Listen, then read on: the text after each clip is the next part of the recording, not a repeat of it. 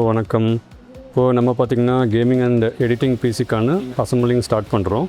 நம்மளோட mother board bro Z790, இது wifi இன்பில்டாக வரும். இந்த mother board gaming and editing ஸ்பெஷலாகவே மேட் பண்ணி யூஸ் பண்ணுறது.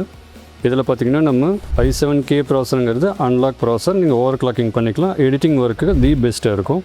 ஸோ இந்த கேமிங் பிசி பார்த்திங்கன்னா ரெண்டரிங் பர்பஸ்க்காக, எடிட்டிங் பர்பஸ்க்காக பண்ணுறாங்க. இதில் i7 நம்ம K ப்ராசர் பண்ணுறோம். ஸோ அவ்வளோதான் மக்கள், ப்ராசர் செட் பண்ணியாச்சு. தென் இதுக்கு பார்த்திங்கன்னா நம்ம 2TBயில் ஒரு SSD பண்ணுறோம். 2TB SSD ஸ்டோரேஜுக்கும் யூஸ் பண்ணிக்கலாங்க.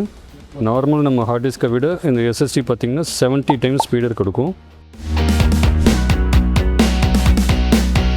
நம்ம இந்த மதர் போர்டில் பார்த்திங்கன்னா 6000 MHz 64GB 32+32 இந்த ரேம் இன்ஸ்டால் பண்ணுறோம்.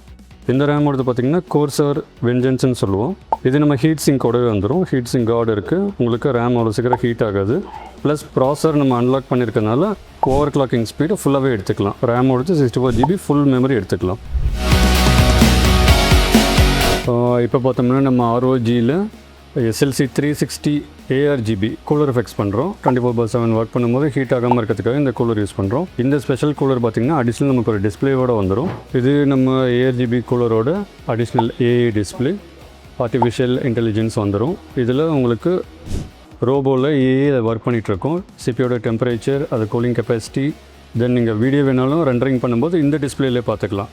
வித்தவுட் மானிட்டர் நீங்கள் இதில் டிஸ்பிளே பார்த்துக்கலாம்.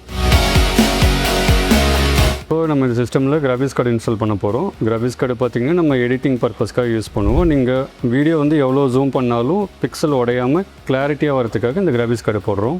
இது நம்ம 5070 RTX கிராஃபிக்ஸ் கார்டு 12GB இது இன்ஸ்டால் பண்ணுறோம். ரெண்டரிங் லேக்காக இருக்கிறதுக்காக 12GB போடுறோம். ஓகே, இப்போ பார்த்தோம்னா நம்ம இதுக்கு பவர் யூனிட் ஃபிக்ஸ் பண்ணுறோம். SMPCன்னு சொல்கிறோம்.